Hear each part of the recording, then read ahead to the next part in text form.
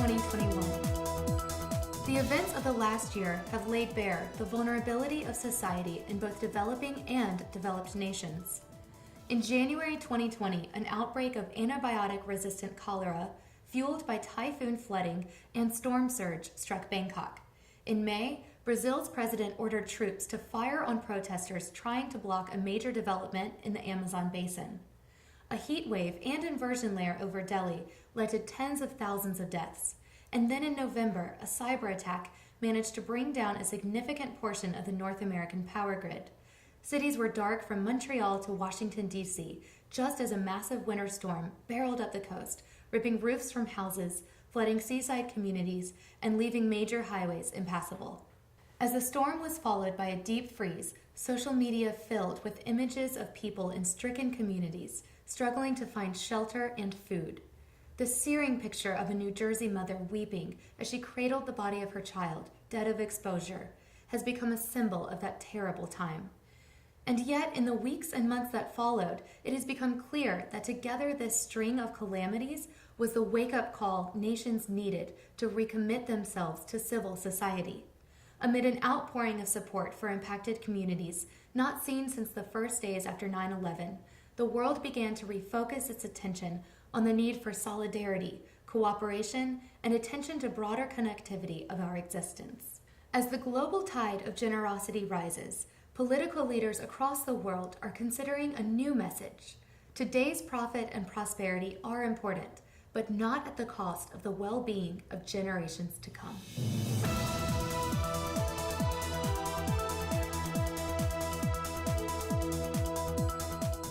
It's 2025, and the seed planted in 2020 is growing.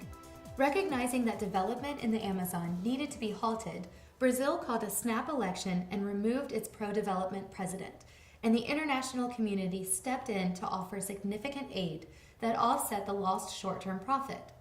Delhi implemented stringent air pollution controls, reducing the number of vehicles driving in the city by nearly 2/3, with widespread support from its citizens. And U.S. tech companies are now offering Indian planners free access to clean vehicle and smart streets technology. In 2023, several countries joined together to create multilateral foundational agreements, establishing a blockchain-enabled, ultra-secure global data network. This new network is beginning to facilitate the critical exchange of data, measuring not only traditional information, but also more intangible aspects of the common good, all governed by new standards on the quality and use of that data. And in the past year, countries have returned their attention to pressing environmental concerns, with new multilateral commitments to a set of Sustainable Development Goals, or SDGs, including cutting carbon emissions, reducing international overfishing, and ensuring broad access to clean water, healthcare, and education. The advent of the new global network has also begun to cement a new set of widely held principles around the role of technology as an engine for communal social improvement. Robotics have begun to replace human labor in many areas, and 3D printers are widely in use. And although many traditional jobs have been displaced by AI, countries that signed onto the SDG principles agree that the advancement of society should not leave people worse off and are working to implement a universal basic income, easy access to capital through microloans, and free education.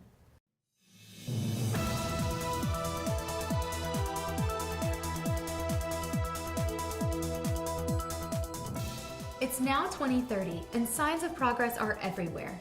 After gaining widespread adoption among governments, the SDG principles are making their way into everyday life worldwide. Individuals have access to constant real-time information from the global network, including a virtual dashboard showing how the world is doing on its 17 SDG measures, allowing people to make decisions based on that information each day. Norms around responsible consumption are broadly embraced.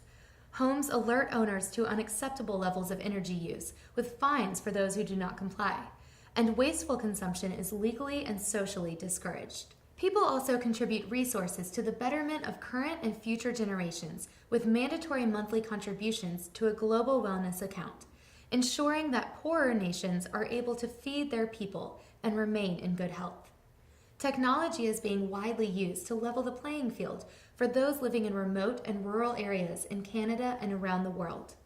Most jobs are contract-based, and remote work is common, while free online courses from MOOCs mean easy access to learning and reskilling. Investments in high-tech green infrastructure, including eco-friendly rapid transit across oceans, have been a boon for developing communities and countries. These initiatives are already having an impact on reducing the world's carbon footprint. Most people have accepted the near constant surveillance of their data that these technologies entail, recognizing the value for sustainability and quality of life. But the transformation has not been seamless. Some countries have attempted to use open networks to interfere with more vulnerable societies. These violations have been met with swift sanctions. And although many individuals enjoy the sense of common purpose, some still miss the more fragmented, individualistic past. It is not easy to adjust to a world where not only technology, but also values have changed so dramatically since the beginning of the century.